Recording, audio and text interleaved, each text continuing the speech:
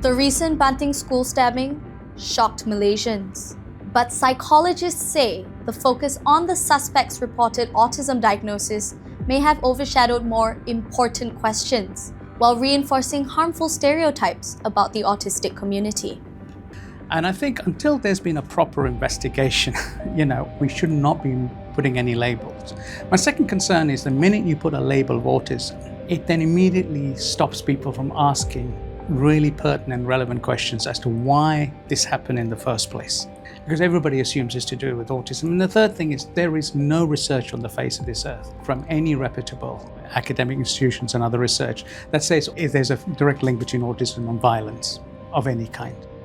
As police continue investigating the case, the experts say a diagnosis should not become the whole story. Instead, attention should remain on understanding the circumstances that led to the tragedy. We're not trying to excuse misbehavior. How did it arrive to this extent? Were there unmet needs that have been overlooked? For example, was there a long-term depression or bullying? And I would also ask, what was the adult supervision of this particular individual when this happened? How did this individual get access to weapons? Teachers play a very, very important role in always identifying if there's early signs of psychological distress among individuals, if there's any bullying, social rejections happening.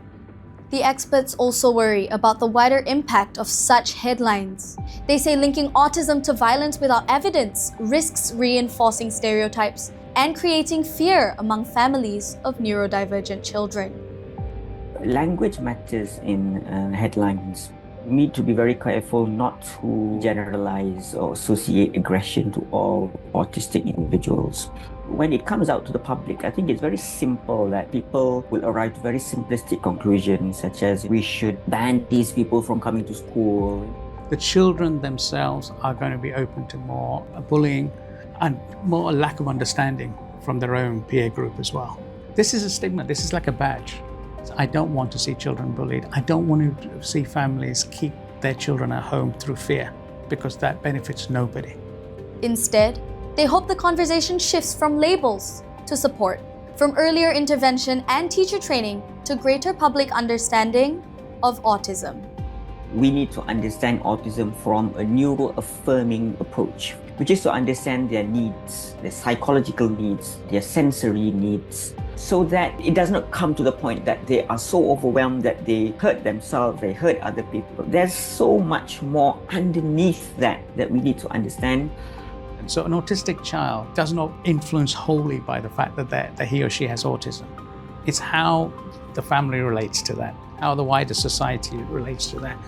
I'm not saying that there should be parental care provided by teachers or different, but it should be that they're able to identify or maybe encourage people to get diagnosed at an earlier stage, so that they could say, okay, I suspect that he or she may have a neurodivergent traits, right? But I need that confirmed clinically.